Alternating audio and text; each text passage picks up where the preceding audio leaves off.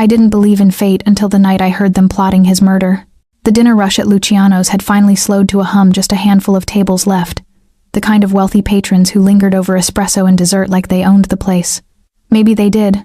In this part of the city, money talked, and the rest of us just listened. I was clearing glassware from the bar when I heard it, a low murmur in Italian, coming from the corner booth near the kitchen doors. My grandmother's voice echoed in my memory, all those childhood summers in Tuscany, teaching me the language she'd carried across the ocean like a precious stone. Domani sera, quando esce dal ristorante. Tomorrow night, when he leaves the restaurant. My hands stilled on the tray. The two men in the booth wore expensive suits, their faces angular and hard in the amber light. One had a scar tracing his jawline. The other kept glancing toward the private dining room at the back, the one we were never supposed to enter. Sarà semplice, Scarface continued, his voice casual, like he was discussing the weather. Nessuno lo vedrà arrivare. It will be simple. No one will see it coming. The glass in my hand suddenly felt too heavy. I set it down carefully, my pulse beginning to race. They were talking about killing someone. Here, tomorrow night. Dante? The other man asked, reaching for his wine. Lui non sospetta nulla? And Dante? He suspects nothing? Dante. The name hung in the air like smoke. I'd heard it whispered by the kitchen staff, seen it on the reservation list for the private room that was always booked on Thursday nights. Dante Moretti, the man who owned half the city's real estate and, if the rumors were true, controlled the other half through less legal means. The Mafia boss. Lui è troppo occupato a costruire il suo impero, Scarface said with a cold laugh. Non vedrà il tradimento finché non sarà troppo tardi. He's too busy building his empire. He won't see the betrayal until it's too late. My breath caught.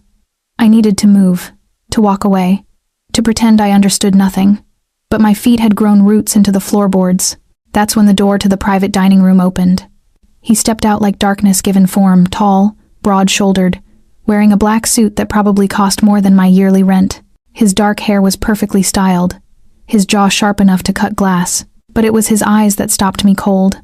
Even from across the room, they were intense, calculating, the kind of eyes that saw everything and forgot nothing. Dante Moretti. He moved with the quiet confidence of a man who'd never had to raise his voice to be obeyed. Two men flanked him, bodyguards, clearly, but he was the sun they orbited around. Power radiated from him like heat. Our eyes met. It lasted only a second, maybe less, but I felt it like a physical touch, a spark of recognition, curiosity, something I couldn't name. His gaze held mine, dark and searching, before one of his men said something, and his attention shifted. I exhaled shakily and forced myself to turn back to the bar, my heart hammering against my ribs. When I dared glance at the corner booth again, the two conspirators had gone silent, their faces carefully neutral as they watched Dante leave through the front entrance. The moment the door closed behind him, they resumed their conversation in hushed Italian. Domani, Scarface confirmed. Quando esce, lo colpiamo. Tomorrow. When he leaves, we strike. I gripped the edge of the bar, my mind racing. This wasn't my business. This wasn't my world. I was a college student working my way through a degree in literature, serving overpriced pasta to people who barely looked at me. Getting involved with mafia business was a death sentence. But if I said nothing, a man would die. A ruthless man, probably. A criminal, certainly. Someone who'd likely done terrible things to climb to the top of whatever empire he'd built. Yet when his eyes had met mine, I'd seen something beneath the hard exterior, a flicker of loneliness, maybe, or weariness, something human. Mia, you okay? I jumped. Marco, the head chef, was watching me with concern, his white apron stained with tomato sauce. Fine, I managed, forcing a smile. Just tired. He nodded, already turning back to the kitchen. Lock up when you're done, yeah? I'm heading out. Sure. The two men in the corner booth left 20 minutes later, dropping cash on the table without waiting for change. I watched them go, memorizing their faces, though I couldn't say why. When I finally finished my closing duties and stepped into the cool October night, the street was nearly empty. Streetlights cast pools of gold on the wet pavement. It had rained while I was inside, and the city smelled like asphalt and possibility. I was halfway to the subway when I felt it, that prickling sensation of being watched. I turned, my pulse spiking, and saw him. Dante Moretti stood beneath, a streetlight half a block away, his hands in his pockets, watching me with that same intense gaze. He hadn't left. He'd been waiting. For me? No, that was impossible. But he started walking toward me, his footsteps echoing in the empty street, and every instinct screamed at me to run. Instead, I stood frozen, caught in the gravity of his approach like a moth drawn to flame. He stopped 3 feet away, close enough that I could see the flecks of gold in his dark eyes, smell the subtle cologne that clung to his skin. "You understand Italian," he said.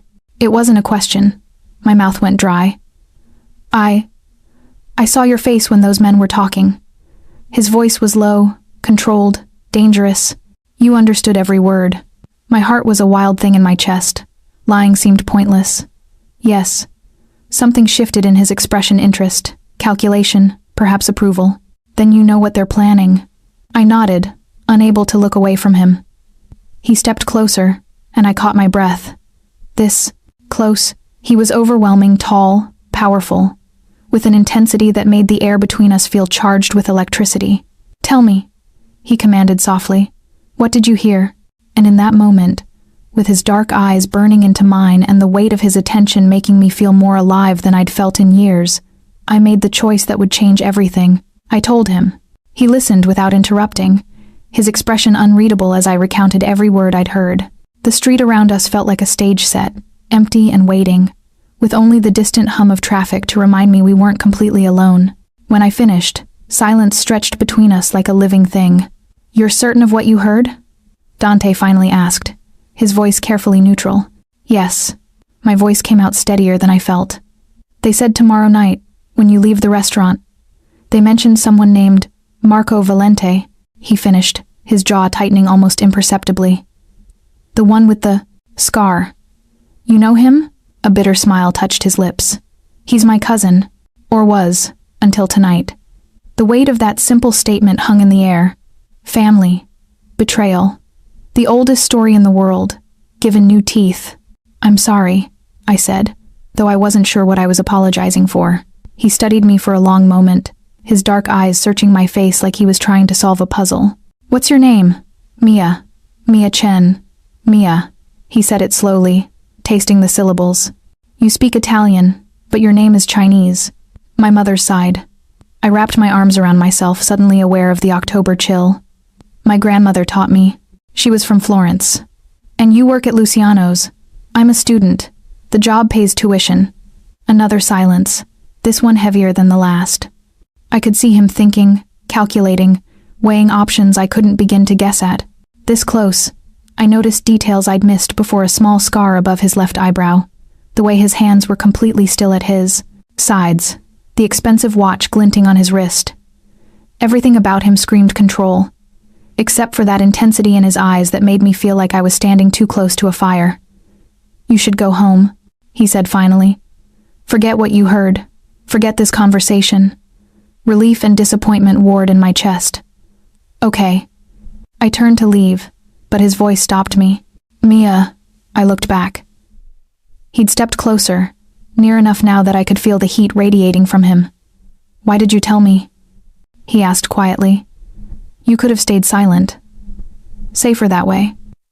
The question caught me off guard. Why had I? Fear of guilt?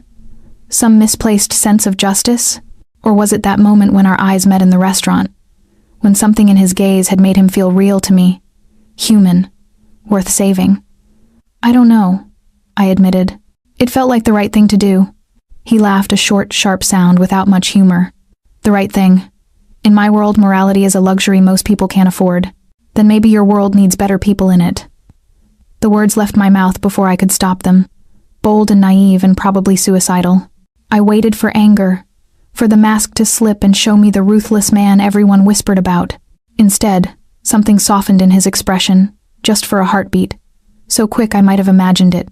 "Perhaps it does," he murmured. He reached into his jacket, and I tensed, half expecting a weapon. But he pulled out a card, simple, expensive, with just a phone number embossed in silver. "If you remember anything else," he said, pressing it into my palm, "or if anyone comes asking questions about tonight, you call me. Immediately." The card felt heavy in my hand. "I won't remember anything else. I told you everything." Nevertheless, his fingers brushed mine as he pulled away, and I felt that spark again, electric and unsettling. Marco is unpredictable when cornered. If he suspects you overheard, he didn't finish the sentence. He didn't have to. I'll be careful, I promised, pocketing the card. Good. He stepped back, and just like that, the distance between us felt like miles instead of feet. The businessman mask slipped back into place, smooth and impenetrable. My driver will take you home. That's not necessary. It wasn't a request. A black car pulled up to the curb as if summoned by thought alone. The driver, a stern-faced man in his 50s, got out and opened the back door without a word. I hesitated, every warning bell in my head ringing. Getting into a car with the Mafia, even just the driver, seemed like crossing a line I couldn't uncross. But Dante was already walking away, his phone to his ear. His attention shifted to whatever crisis management his betrayal required. He moved like a king through his domain. Confident and absolute. The driver cleared his throat politely. Fine, I muttered, sliding into the back seat. The leather was butter soft, the interior immaculate. As we pulled away from the curb, I caught one last glimpse of Dante through the tinted window.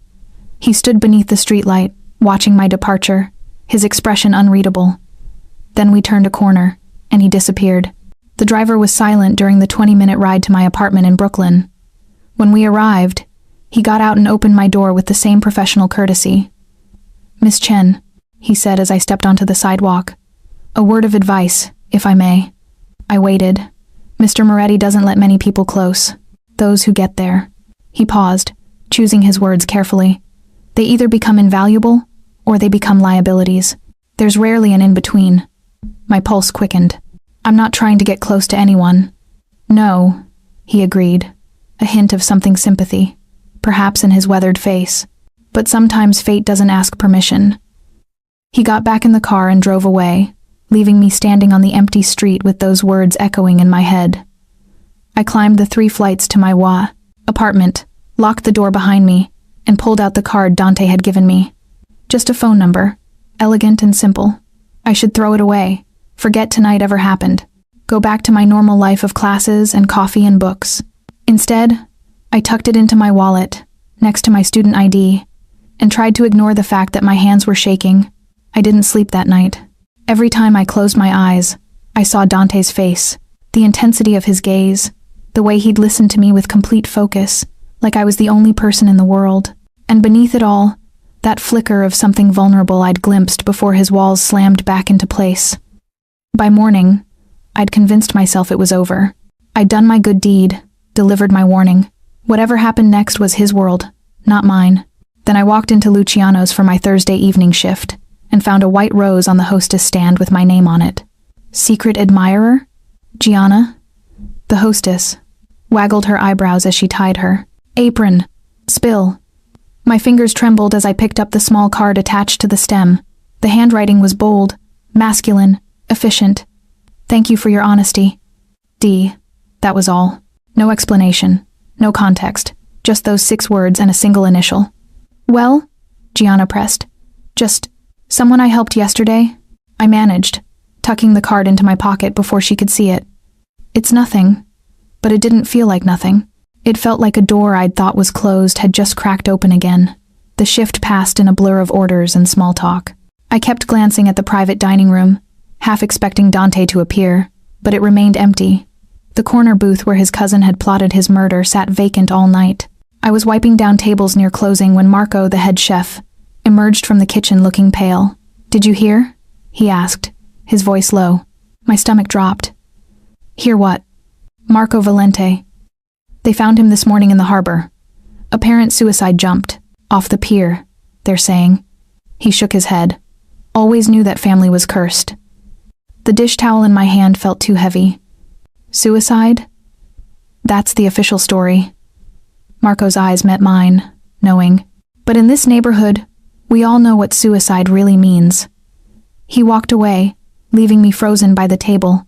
Dante had acted fast, ruthlessly. His own cousin, eliminated before he could strike.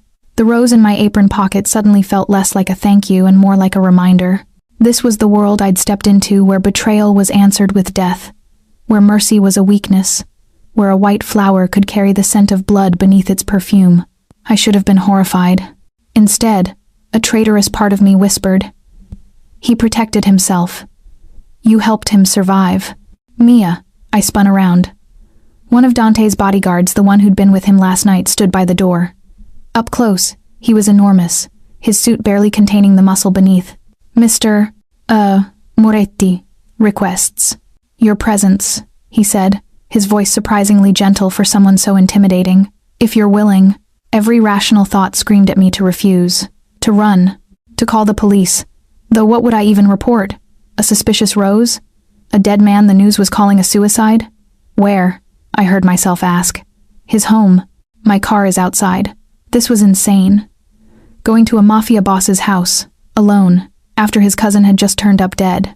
Every crime documentary I'd ever watched flashed through my mind. But beneath the fear was something else. Curiosity, attraction. The magnetic pull of a mystery I couldn't quite solve. "Give me 5 minutes," I said. The drive took us out of the city and into the hills overlooking the water. The houses grew larger, more isolated, hidden behind gates and walls. When we finally stopped, it was in front of a mansion that looked like it belonged in a European postcard. Stone and glass in elegant lines, with gardens that probably required a full-time staff. The bodyguard led me through the front entrance and into a world I'd only seen in movies. Marble floors, artwork that belonged in museums, a sweeping staircase that curved upward like something from a fairy tale. "This way, Miss Chen." We walked through corridors lined with dark wood and soft lighting until we reached a set of double doors. The bodyguard knocked once, then opened them. "Miss Mia Chen, sir." "Thank you, Vincent." The room beyond was a study, walls lined with books, a fireplace crackling with warmth, leather furniture that looked expensive enough to pay off my student loans. And standing by the window, silhouetted against the city lights below, was Dante. He'd changed from last night's suit into something more casual, dark slacks and a white shirt with the sleeves rolled up, revealing forearms corded with muscle. His hair was slightly mussed, like he'd been running his hands through it. He looked human, less like the untouchable Mafia boss, and more like a man at the end of a very long day. "Mia."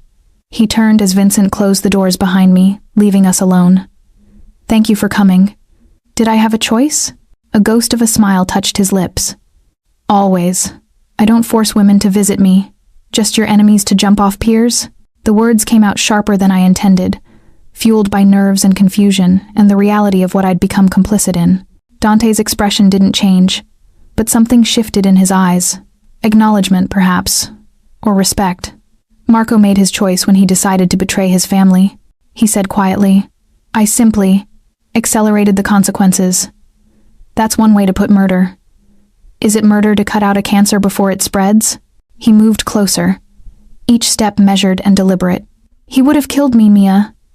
And then he would have moved on to my brother, my business partners, anyone who stood in his way. Men like Marco don't stop at one betrayal." I wanted to argue, to cling to the moral high ground. But standing here, in this room that smelled of leather and smoke and something indefinably him, the lines felt blurrier than they should. "Why am I here?" I asked instead. He stopped a few feet away, close enough that I could see the exhaustion around his eyes, the weight he carried like armor. "Because," he said softly, "I wanted to thank you properly, and because." He trailed off, his jaw tightening like he was wrestling with words he didn't want to say.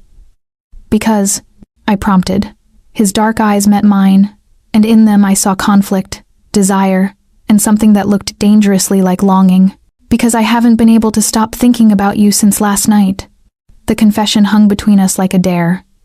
And God help me, I felt the same way. The silence after his words felt like standing at the edge of a cliff. "You don't know me?"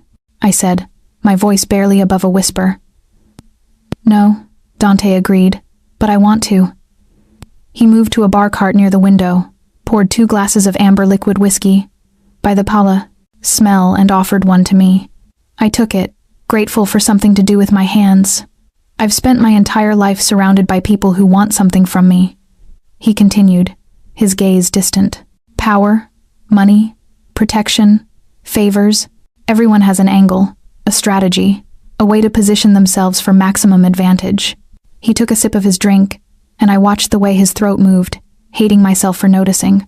"But you," he said, turning back to me, You gained nothing by warning me. In fact, you risked everything. You could have been killed for what you overheard. Yet you told me anyway. Maybe I'm just stupid, I offered weakly. Maybe, that ghost of a smile again.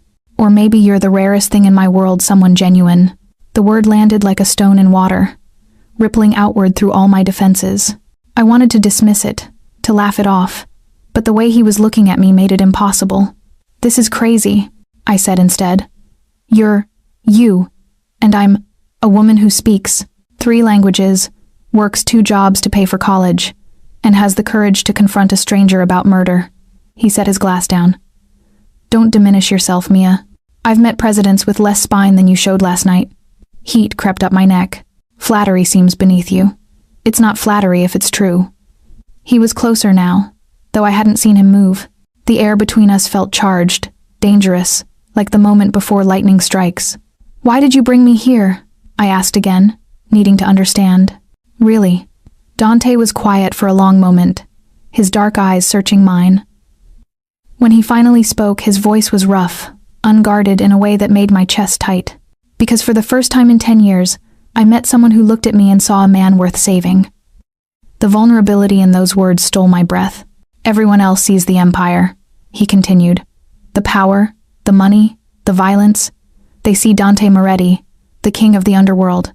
But you, he reached up, slowly, giving me time to pull away, and brushed a strand of hair from my face. You saw someone worth warning, someone whose life mattered. His fingers lingered against my cheek, and I should have stepped back, should have remembered all the reasons this was dangerous, impossible, wrong. Instead, I leaned into his touch. I should go, I whispered, even as my body betrayed me by staying exactly where I was. Yes, he agreed. But neither of us moved. The fire crackled. The city glittered below us. And in that study, surrounded by leather and books and the scent of expensive whiskey, something shifted between us. A recognition, a understanding, a connection I couldn't name but felt in my bones. I'm not a good man, Mia, Dante said quietly, his thumb tracing my jawline. I've done things that would horrify you. I live in darkness, and everyone who gets close to me eventually gets burned. Then why tell me this? Because you deserve to know what you're walking into if you stay. If you stay. The choice hung between us, clear and terrifying. I thought about my life safe, predictable, small. Classes and coffee shops and dreams of becoming a professor someday. A good life. A normal life.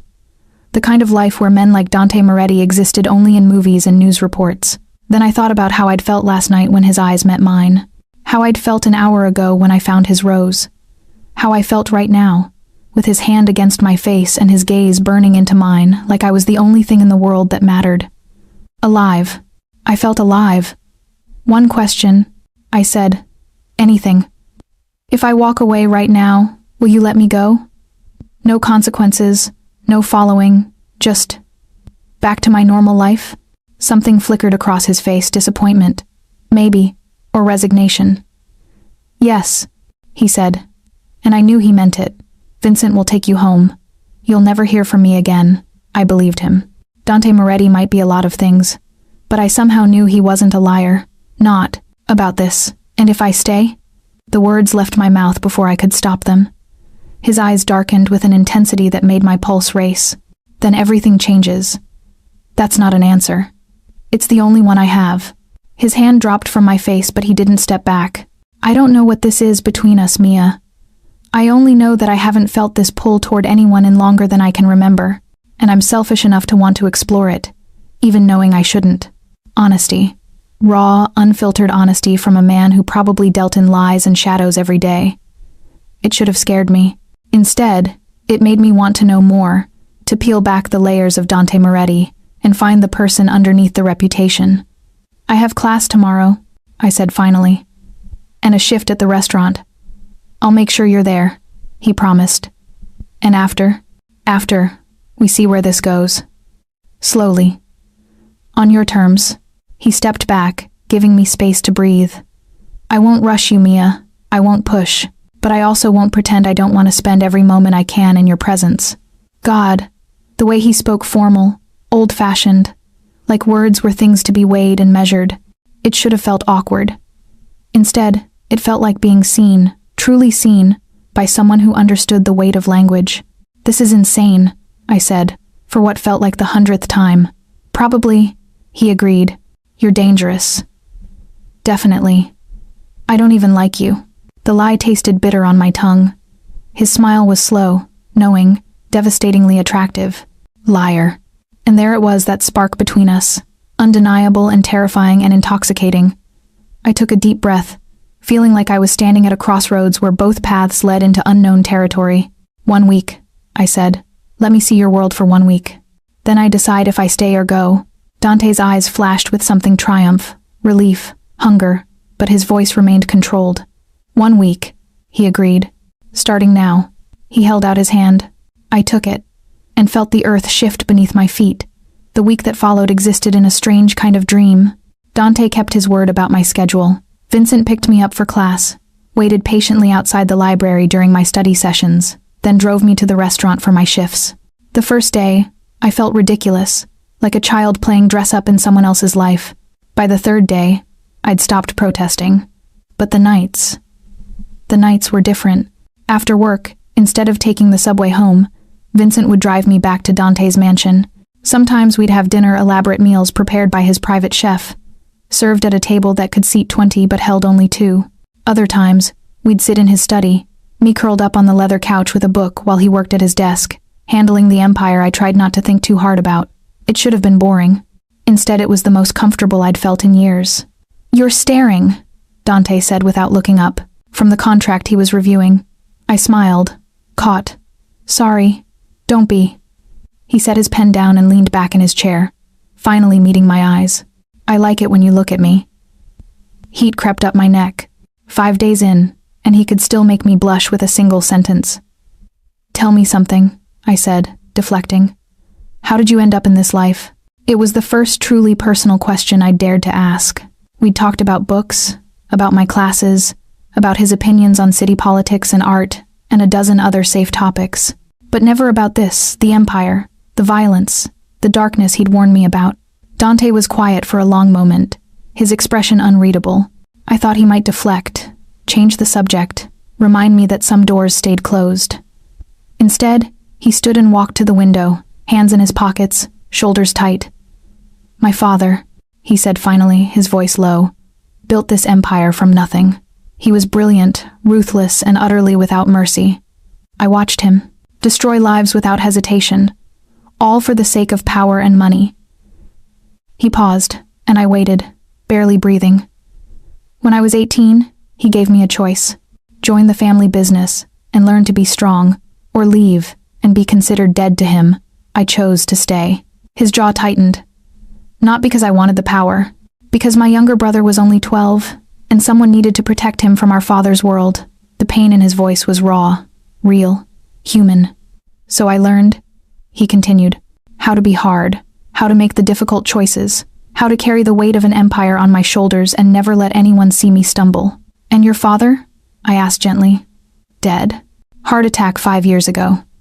No emotion in his voice, just fact. I took over everything, and I swore I'd do it differently, smarter, less blood when possible, more strategy, but still blood, I said quietly. "Yes." He turned to face me, and the honesty in his eyes made my chest ache. "Still blood. This world doesn't allow for clean hands, Mia." The moment I took over, every rival, every ambitious lieutenant, every two-bit gangster saw an opportunity. I had to prove myself, over and over, that I was stronger than my father, more ruthless, more willing to do whatever it took to protect what was mine. "And your brother?" A real smile touched his lips, soft and genuine. "Leo, he's in law school now, at Columbia. Wants to be a prosecutor, of all things." He shook his head. I made sure he stayed far away from this life. "He's good, Mia. Pure. Everything I'm not." The way he said it, like his brother's goodness was a precious thing he'd fought to preserve, broke something open in my chest. I stood and crossed to him, drawn by instinct rather than thought. When I reached the window, I placed my hand on his arm. "You protected him," I said softly. "You sacrificed your own path to keep him safe. That's not nothing, Dante." He looked down at my hand on his arm like it was a foreign object, something he couldn't quite understand. Then, slowly, he covered it with his own. "You see the best in people," he murmured, "even when they don't deserve it. Maybe I just see the truth." His thumb traced circles on my wrist, and I felt that touch everywhere, my pulse, my breath, the flutter low in my stomach that I'd been trying to ignore all week. Mia. My name was a prayer and a warning all at once. "If you keep looking at me like that, I'm going to do something we might both regret." "Like what?" The question came out breathier than I intended, and I saw the exact moment his control cracked. He turned to face me fully, one hand coming up to cup my face while the other settled at my waist, pulling me closer. We were inches apart now, and I could see every detail, the gold flecks in his dark eyes, the faint stubble on his jaw, the way his breath quickened to match mine. "Like this," he whispered, and then he kissed me. It wasn't gentle.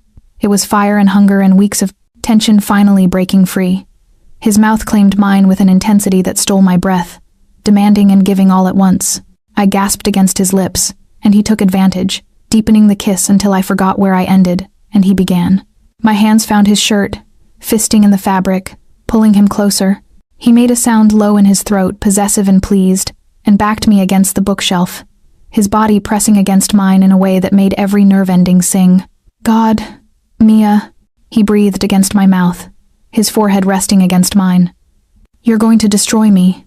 "Good," I whispered back, surprised by my own boldness.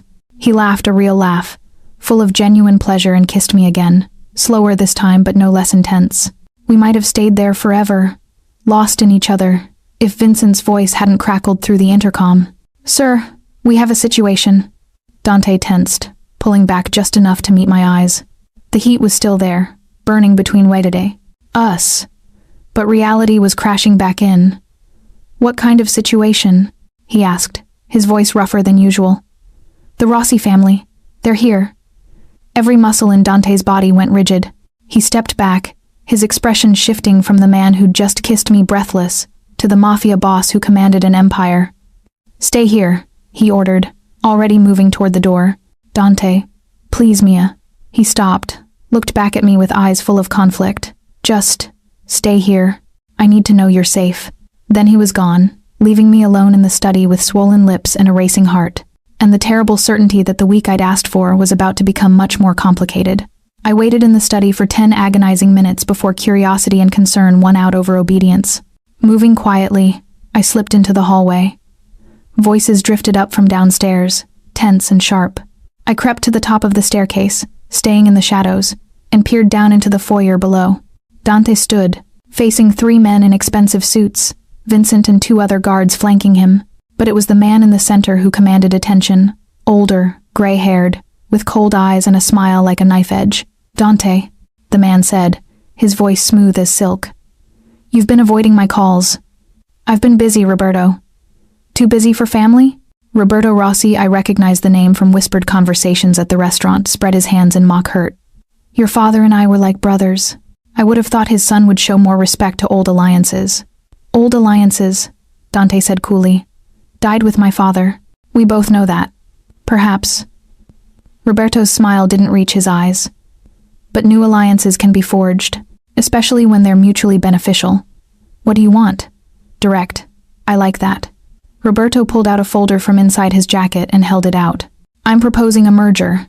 Your territory and connections in the city, my shipping operations and international reach. Together, we could control the entire eastern seaboard." Dante didn't take the folder. "I'm not interested in partnerships." "No?" Roberto's expression hardened. "Then perhaps you'll be interested in what I know about Marco Valente's death. Such a tragedy, that suicide. I'm sure the authorities would be fascinated to learn the truth." The threat hung in the air like poison.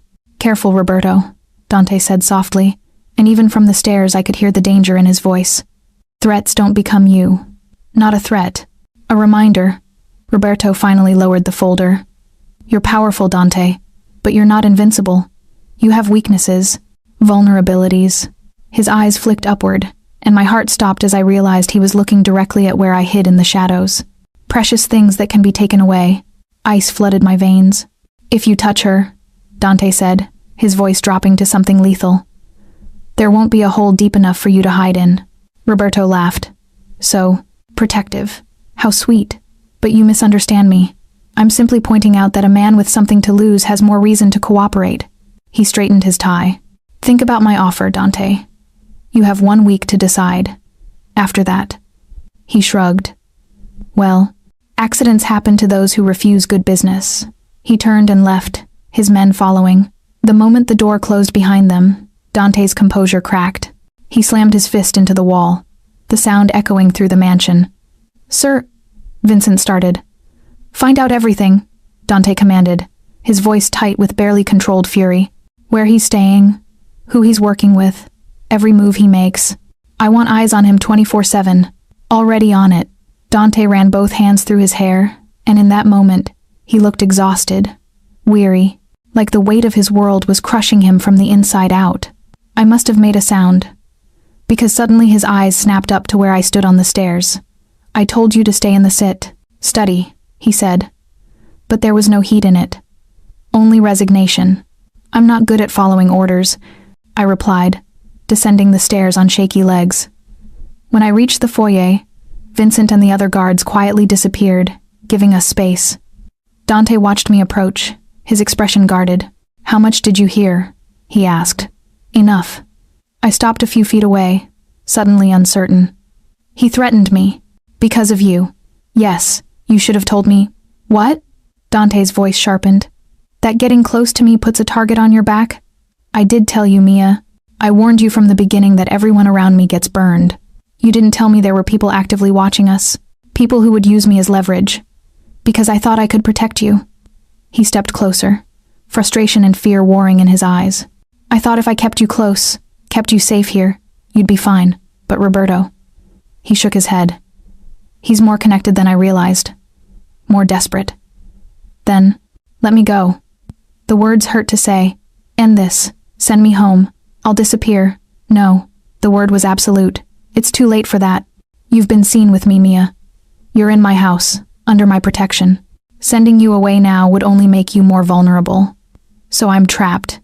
You're safe. He reached for me, then stopped, his hand falling back to his side. There's a difference. Was there? Standing in this beautiful mansion that suddenly felt like a gilded cage. I wasn't sure anymore. I need to think, I said quietly. Alone. Something flickered across his face. Hurt, maybe, or understanding. Vincent will show you to a guest room. You can stay the night. In the morning, we'll figure out what comes next. He turned to leave, and I should have let him go. Should have used the space to sort through the mess of emotions tangling in my chest. Instead, I reached out and caught his hand. He froze. I'm not running, I said softly. I'm scared, and I'm angry, and I'm completely out of my depth. But I'm not running. Dante turned back slowly, his eyes searching mine.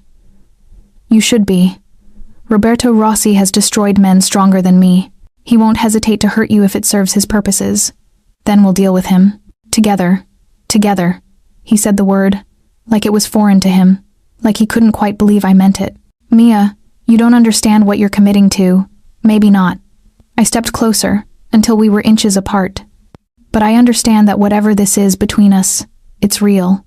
And I'm not going to let some old gangster with delusions of power destroy it before we even figure out what it could be. His free hand came up to cup my face, and the tenderness in the gesture made my chest ache. You're either the bravest woman I've ever met, he murmured, or the most foolish. Can't I be both? He smiled a real smile, soft and vulnerable. Yes, you can be both. Then he kissed me, gentle this time, like I was something precious, something worth protecting. And despite everything, the threats, the danger, the impossible situation we'd stumbled into, I kissed him back. Because somehow, against all logic and reason, this broken, dangerous man had become mine, and I had become his. 3 days later, Roberto Rossi's patience ran out. I was leaving class, my mind only half on the lecture about Renaissance poetry I'd just endured, when I noticed the car. Black sedan, tinted windows, idling across the street in a no-parking zone. Not Vincent's car, not any of Dante's fleet. My skin prickled with awareness. I pulled out my phone, scrolling to Dante's number, when someone stepped up beside me. Miss Chen. The voice was smooth, professional. Mr. Rossi would like a word. The man was young, maybe 30, with styled hair and a suit that cost more than my tuition. He smiled like we were old friends, but his eyes were empty. "I'm late for work," I said, fighting to keep my voice steady. "It will only take a moment. Please." He gestured toward the sedan. "I'd hate for this to become complicated." The implicit threat was clear. I could go willingly, or I could be made to go. And on this busy campus street, surrounded by students, making a scene felt more dangerous than complying. I got in the car. The drive was short, just 15 minutes, through downtown to a restaurant I didn't recognize.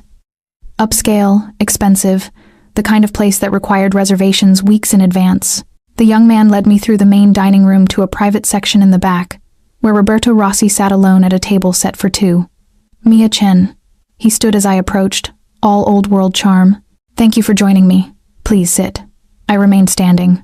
"What do you want?" "Direct, like your boyfriend." Roberto's smile was indulgent. "I appreciate that. Sit, please. Let's talk like civilized people." The young man who'd collected me moved behind my chair, a silent reminder that refusal wasn't an option. I sat. Roberto poured wine into 2 glasses, sliding one toward me. "Do you know why I asked to speak with you? To threaten me, use me against Dante." "Threaten?" He looked genuinely affronted. "My dear, I have no desire to harm you. Quite the opposite. I'm here to save you." I nearly laughed. "Save me from a life of violence and danger." He leaned forward, his expression earnest. "Dante is a good man, I don't dispute that. But his world has no place for someone like you. You're a student, yes? Studying literature, working toward a better future. What happens when that future collides with Dante's reality? That's not your concern." "But it is." Roberto sipped his wine. "Because I knew Dante's father. I watched that man destroy everyone he claimed to love in service to his empire. And Dante. He's more like his father than he wants to admit." "You don't know him, don't I?" Roberto's eyes glittered. "Did he tell you about Elena?" My stomach dropped. "Who?" "Elena Marchetti. Beautiful woman. Brilliant. Actually, she was a journalist, investigating organized crime. She and Dante fell in love, or so she thought, until she discovered who he really was and what he'd done. She threatened to expose him." He paused, letting the words sink in. "She disappeared 6 months later. They never found her body." My blood went cold. "You're lying." "Am I?" "Ask him, Mia. Ask Dante what happened to Elena Marchetti." Roberto leaned back, satisfied. "Or better yet, ask yourself if you want to risk becoming another loose end when the relationship inevitably sours." "Why are you telling me this?" "Because I'm offering you a way out." He pulled a business card from his pocket and slid it across the table. "When you're ready to leave, and you will be ready, eventually you call this number. I'll make sure you disappear safely. New identity, new life, far from here. All you have to do is walk away." I stared at the card like it was a snake. "Think about it," Roberto said, standing. "Because the clock is ticking. And when Dante and I go to war, there will be casualties. I'd hate for you to be one of them." He left, taking his young bodyguard with him, leaving me alone in the private dining room with a glass of wine I couldn't drink and a name that echoed in my head like a death knell: Elena Marchetti. Vincent found me 20 minutes later, his face pale with relief and fury. "Miss Chen, thank God. Mr. Moretti has been—" "Take me to him," I interrupted. The drive back to Dante's mansion passed in silence. My mind churned with Roberto's words, trying to separate manipulation from truth. Dante had been honest with me about his world, about the violence and darkness. But Elena, had he been honest about everything? Dante was pacing in his study when I arrived, his phone to his ear, barking orders in Italian. When he saw me, he ended the call mid-sentence. "Mia." He crossed to me in 3 strides, his hands framing my face, checking for injuries. "Are you hurt? Did he touch you?" "I'm fine." I pulled back from his touch. "We need to talk." Something in my voice made him freeze. "What did Roberto say to you? Who's Elena Marchetti?" The color drained from Dante's face. "Mia, just answer the question." My voice cracked despite my best efforts. "Who was she?" Dante turned away, his shoulders rigid. When he spoke, his voice was hollow. "She was my fiancé, 4 years ago." The word hit me like a physical blow. Fiancé. Roberto said she was a journalist, that she discovered what you were and threatened to expose you, and then she disappeared. That's not what happened. Dante's hands clenched into fists. Elena knew who I was from the beginning. She accepted it, or so I thought. We were planning a wedding, building a life together. So what happened? He turned back to face me, and the pain in his eyes was raw, devastating. She was murdered, shot outside her apartment 3 weeks before our wedding. His voice broke. By a rival family who wanted to hurt me, to show me that I wasn't as powerful as I thought, that they could take away anyone I loved. Oh, Dante. I hunted them down, every single one involved. I made them pay in ways that still wake me up at night. But it didn't bring her back. He took a shaky breath, so I swore I'd never let myself care about someone again. Never give anyone that kind of leverage over me. Until me, I whispered. Until you. He crossed to me slowly, like I might bolt. And now I'm terrified, Mia. Because Roberto knows. He knows that losing you would destroy me in ways even Elena's death didn't. And he'll use that knowledge however he can. I should have been angry at being used as a pawn. Should have been scared of the target on my back. Instead, I felt my heart break for the man standing in front of me, the one who'd loved and lost, who'd built walls so high he'd forgotten what it felt like to be vulnerable, until I'd climbed those walls and refused to leave. So what do we do? I asked. We? He looked at me like I'd offered him salvation. You're staying? Roberto gave me a card. Said he'd help me disappear. Start over somewhere safe. I pulled it from my pocket and held it up. Want to know what I did with it? I tore the card in half, then in half again. Let the pieces fall to the floor between us. I'm not running, I said firmly. We face this together. Dante pulled me into his arms, holding me so tightly I could barely breathe. You're going to get yourself killed, he murmured into my hair. Probably. I pulled back just enough to meet his eyes. But I'd rather die standing with you than live safe and alone. He kissed me then, desperate, claiming, full of fear and gratitude and something deeper that neither of us dared name yet. And somewhere in the city, Roberto Rossi smiled, knowing he'd set events in motion that would end in blood. The war came faster than anyone expected. 2 days after my meeting with Roberto, one of Dante's warehouses burned. 3 days after that, a trusted lieutenant was found dead, executed, Mafia style, with a message carved into his chest. Choose wisely. The city held its breath, waiting for the explosion. I watched Dante transform before my eyes. The man who'd kissed me with such tenderness became someone harder, colder, unreachable. He barely slept, spending nights in his study coordinating responses, shoring up alliances, preparing for the war he'd tried to avoid. I became a ghost in his house, present but invisible, safe but forgotten. Until the night everything shattered. I was in the library, trying to focus on homework that felt absurdly normal given the circumstances, when raised voices echoed from the study. I recognized Dante's tone, sharp with anger. The other voice I didn't know. Can't protect everyone forever, Dante. You have to make a choice.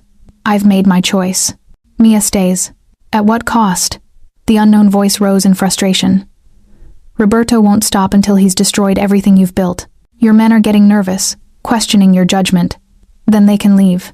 It's not that simple. Some are saying you've gone soft, that you're putting a woman ahead of the family. Silence. Heavy. Suffocating. Get out, Dante said quietly, dangerously. Footsteps, then the door opening and closing. I debated, pretending I hadn't heard, going back to my reading. Instead, I set my book aside and went to the study. Dante stood at the window, his reflection ghost-like in the glass. He didn't turn when I entered. You heard, he said. Yes, and... I crossed to stand beside him, looking out at the dark gardens below. Is it true? Are your men losing faith? Some. He finally looked at me, and the exhaustion in his face made my chest ache. Roberto's targeting not just my businesses but my reputation, spreading rumors, sowing doubt. And the fact that I'm protecting you, a civilian with no ties to our world, gives weight to his claims that I've lost my edge. Then end it. The words felt like swallowing glass. Make a deal with Roberto. Give him what he wants. He wants you gone, Mia. Out of my life. Out of the picture. That's the price for peace. Then maybe... No. He turned to face me fully, his hands gripping my shoulders. I won't negotiate with your life. I won't trade your safety for my empire. I'd burn it all down first. But your men. My men follow my orders or they leave. That's how this works. His jaw tightened. I've sacrificed enough, Mia. I've given up pieces of my soul to build this empire. I won't give up you. The conviction in his voice should have been reassuring. Instead, it terrified me. What if I'm not worth it? I whispered. What if everything you've built falls apart because you chose me? Then it falls. He pulled me closer, his forehead resting against mine. An empire built on compromising the people I love isn't worth keeping. You love me? The question hung between us. Too big, too soon, too real. Dante's eyes met. Mine, dark and infinite and completely unguarded. Yes, he said simply. God help us both, but yes. My heart stumbled, raced, soared. I opened my mouth to respond, to tell him that somehow, impossibly, I felt the same. The window exploded. Glass shattered inward as gunfire erupted from the gardens.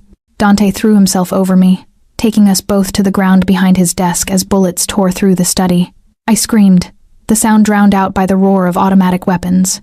Stay down, Dante shouted, shielding my body with his.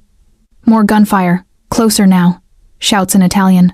The house alarm screaming, footsteps pounding through the halls. Then silence, heavy, ringing silence. Dante lifted his head cautiously, scanning the destroyed study. The window was gone completely, cold air rushing in. His bookshelves were riddled with bullet holes, papers scattered everywhere. Mia. His hands ran over me, checking for injuries. Are you hurt? I couldn't speak, couldn't breathe. The world felt tilted, wrong, too sharp and bright, and terrifyingly real. Look at me. Dante cupped my face, forcing my eyes to his. Breathe, sweetheart. Just breathe. I sucked in air, tasting copper and fear. What? An attack. Roberto's making his move. His expression was grim as Vincent burst through the door, blood on his shirt. Sir, we've secured the perimeter. 4 shooters, all dead. But, he hesitated. There were civilians watching, neighbors. Police are on their way. Dante swore viciously in Italian. Get Mia out of here. Now. No. I found my voice, shaky but determined.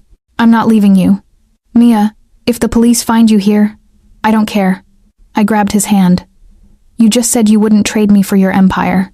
Don't ask me to abandon you now. Something flickered across his face, pride, love, fear all tangled together. You stubborn, impossible woman. You love me, I reminded him, using his own words as armor. Yes.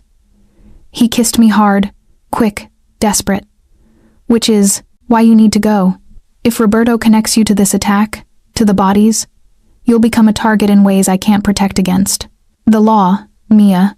He'll use the law to destroy you. Understanding crashed over me. Roberto wasn't just attacking Dante's empire, he was attacking me, specifically, making me a liability, a witness, someone who'd be dragged into legal proceedings that would expose Dante's entire operation. But please, Dante's eyes pleaded. Trust me. Vincent will take you somewhere safe. I'll handle this. And when it's over, he swallowed hard. When it's over, we'll figure out what comes next. Police sirens wailed in the distance, getting closer. Vincent cleared his throat. Sir, we need to move. I wanted to argue, wanted to plant my feet and refuse to leave. But the fear in Dante's eyes, not for himself but for me, made the decision. Promise me, I said fiercely. Promise you'll survive this. I promise. He kissed me once more, pouring everything he couldn't say into that single moment. Go. Vincent's hand on my arm was gentle but insistent. I let him lead me out through the back corridors as more sirens converged on the mansion. The last thing I saw was Dante, standing in his destroyed study, blood on his shirt, looking every inch the ruthless Mafia boss he'd tried to hide from me. And I realized with terrible clarity that loving him meant accepting all of him, the darkness, the violence, the impossible choices. If I survived this night, if he survived, if there was anything left of us when the war finally ended. Vincent took me to a safe house in Queens, a nondescript apartment above a bakery that smelled like cinnamon and lies. 2 guards stationed outside, 1 inside. Comfortable prison. I lasted 3 days before I broke. I need to see him, I told Vincent on the morning of the 4th day. He'd been stationed in the living room. Ever professional, ever present. At my words, he looked up from his phone with something like, sympathy. Miss Chen. Don't. I cut him off. Don't tell me it's too dangerous or that he's handling things. I've been docile and obedient and good for 3 days. Now I need to see him. Vincent studied me for a long moment, then sighed. He won't like it. I don't care. No, Vincent said with the ghost of a smile. I don't suppose you do. The drive back to Dante's mansion felt surreal. The gates were intact, the gardens pristine. Only the covered window on the second floor hinted at the violence that had erupted days before. Vincent led me inside, and I was struck by how normal everything looked. Staff moving through rooms, the smell of dinner cooking, classical music playing softly from hidden speakers, like the world hadn't tilted on its axis. He's in the study, Vincent said. I'll announce you. No. I was already moving toward the stairs. I've got this. The door to the study was closed. I knocked once, didn't wait for permission, and entered. Dante stood at his rebuilt window, bulletproof glass now. I noticed his back to me. He was on the phone, speaking rapid Italian, his tone clipped and dangerous. He must have sensed my presence because he cut off mid-sentence and turned. For a moment, we just stared at each other. He looked terrible, exhausted, with shadows under his eyes and tension in every line of his body. He'd shed his jacket and tie, his white shirt rolled up to reveal forearms marked with fresh bruises. I'll call you back, he said into the phone, never breaking eye contact with me. He ended the call. Mia, what are you doing here? I missed you. Something cracked in his expression. You shouldn't have come. Probably not. I closed the door behind me, but I'm tired of being safe and alone. I'm tired of waiting. I'm tired of letting Roberto Rossi dictate how we live. Mia, no. I crossed to him, my heart pounding. You told me you loved me right before someone tried to kill us. Then you sent me away. I've spent 3 days in that apartment thinking, worrying, imagining every terrible scenario. And I realized something. What? His voice was rough. That I love you too. The words felt like jumping off a cliff. I love you. Dante Moretti. The empire, the darkness, the impossible choices. I love all of it because it's you, and I'm done running from it. His eyes closed, and I saw him fighting for control. You shouldn't love me. Too late. I'll only hurt you. Everyone I love gets destroyed. Then I'll be destroyed. I stepped close enough to touch him, but I'll be destroyed on my own terms, standing beside you, not locked away in some apartment pretending I can go back to normal. There's no going back, he whispered. You know that, right? Once you commit to this to me, there's no safe exit. I know. Roberto won't stop. There will be more attacks, more danger. I know. You could die, Mia, because of me, because I was selfish enough to want you. I know. I reached up, cupping his face, forcing him to look at me. But I could also live, Dante.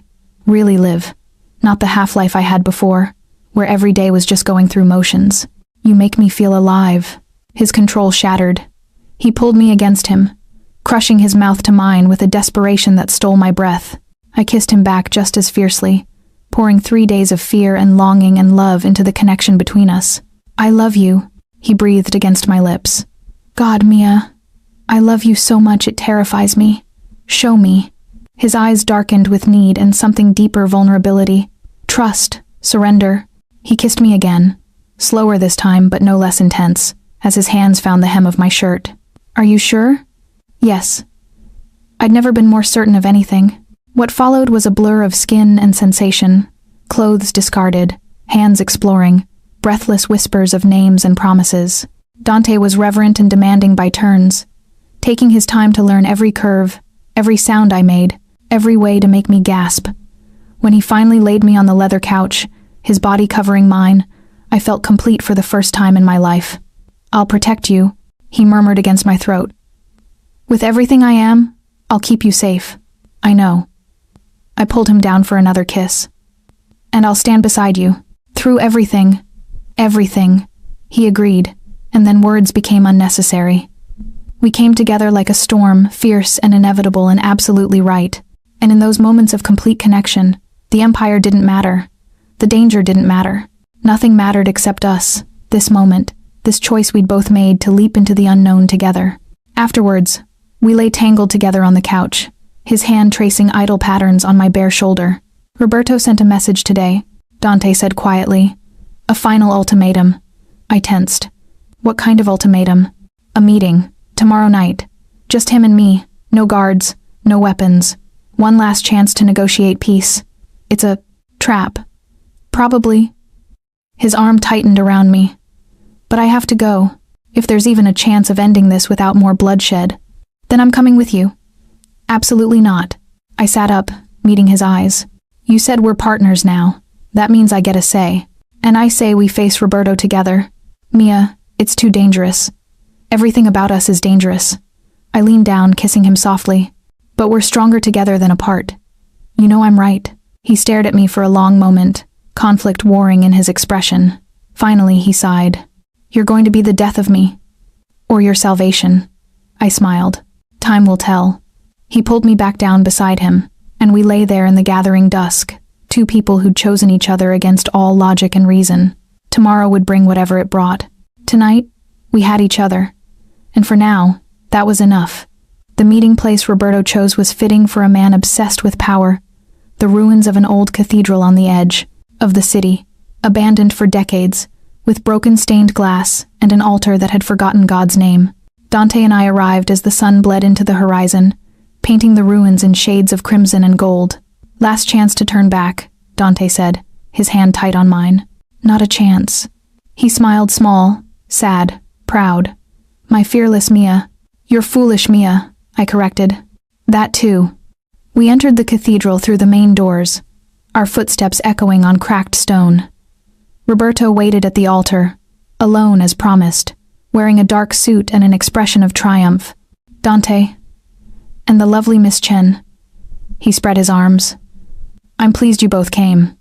Let's skip the pleasantries, Dante said coldly. What do you want? Respect.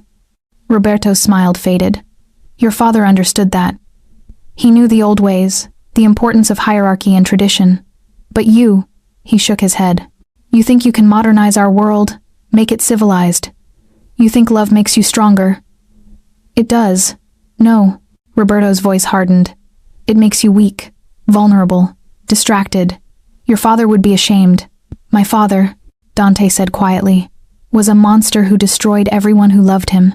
If that's what it takes to earn respect in this world, then I don't want it. How noble. Roberto's tone dripped sarcasm. And yet here you are, facing exactly what he faced, a successor who refuses to honor the old ways. The families are watching, Dante, wondering if you're strong enough to lead, or if you need to be replaced. By you? If necessary. Roberto pulled something from his jacket, not a weapon, but a document. This is a transfer of your assets. Everything you control, signed over to me. In exchange, I'll let Miss Chen live. She can go back to her little life, forget all this ever happened. My stomach dropped. And if I refuse? Dante asked. Then she dies. Tonight, along with your brother, your key lieutenants, everyone you care about. Roberto's eyes glittered with malice. I'll burn your empire to ash and salt the earth so nothing ever grows there again. The silence was suffocating. I looked at Dante and saw the war in his eyes, duty versus love, empire versus heart. Every terrible choice his father had faced, every compromise and sacrifice hanging in the balance. Dante, I said softly. Don't. He turned to me, anguished. Mia, I meant what I said. We face this together. I stepped forward, addressing Roberto directly. You think threatening me will break him. That love is weakness. But you're wrong. Roberto laughed. Am I? Then watch.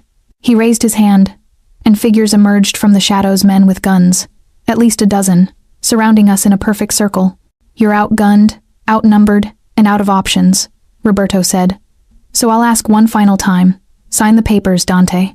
Save her life. Dante looked at me, and in his eyes I saw love, regret, and terrible determination. I'm sorry, he whispered. Then he moved. It happened so fast, Dante. Lunging for the nearest gunman, disarming him with brutal efficiency. Gunfire erupted, deafening in the enclosed space. I screamed, diving behind a broken pew as chaos erupted. But Dante wasn't alone. Vincent and a dozen of Dante's men poured through side entrances, weapons drawn. They'd been waiting in the shadows, prepared for exactly this betrayal. The battle was brief and vicious. When the smoke cleared, Roberto's men lay dead or wounded, and Roberto himself was on his knees at the altar, blood streaming from a gash on his head. Dante stood over him, a gun in his hand, his expression cold as winter. "You made a mistake," Dante said quietly. "You assumed I came here unprepared, that I'd sacrifice everything for love. Then do it," Roberto spat. "Kill me. Prove you're just like your father." Dante's finger tightened on the trigger. "Don't," I said. Everyone turned to look at me. I stood shakily, my ears still ringing from the gunfire. "If you kill him like this," I continued, walking toward Dante, "you become what he says you are. You become your father. He tried to kill you, Mia. He threatened everyone I love. I know." I placed my hand over his, gently lowering the gun. "But you're better than this. Stronger. You can end this without more death." Dante stared at me, his jaw tight. For a moment, I thought he'd pull the trigger anyway. Then he lowered the weapon completely. "Vincent," he said, never taking his eyes off Roberto. "Call the FBI. Tell them we have evidence of Rossi's trafficking operations, his money laundering, everything. Let the law handle him." Roberto's face went white. "You wouldn't." "I just did." Dante stepped back, holstering his gun. "You wanted to destroy my empire, Roberto. Instead, you handed me yours."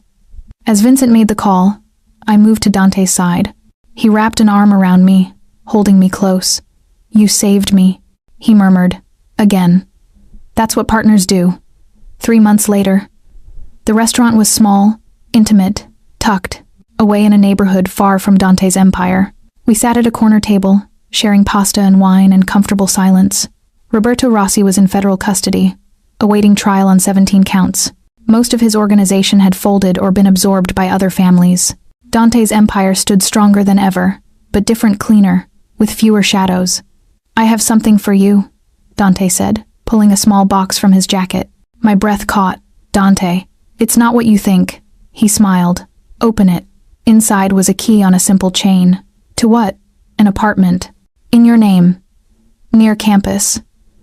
He reached across the table, taking my hand. "I know you need to finish school. I won't ask you to choose between your dreams and me. So this is my compromise, a place that's yours, separate from my world, where you can breathe." Tears pricked my eyes. "You're giving me an escape route. I'm giving you freedom." His thumb traced circles on my wrist. "I love you, Mia Chen. That means wanting you, to be happy, even if it means letting you go." "You're an idiot," I said, laughing through tears. "What?" "I don't want an escape route. I want you. All of you. The empire, the darkness, the impossible choices." I squeezed his hand. "We're partners, remember? That means I'm in this for the long haul." Something shifted in his expression, hope, love, wonder. "You're sure?" "More sure than I've ever been about anything." He stood, came around the table, and pulled me into his arms right there in the middle of the restaurant. And when he kissed me, I tasted promise and forever, and a love that had survived fire to become something unbreakable. "Marry me," he whispered against my lips. "Yes." No hesitation, no doubt. Just yes. Because some love stories start with danger and darkness, but ours ended with choice. The choice to stay, to fight, to build something beautiful from the ruins. And that made all the difference.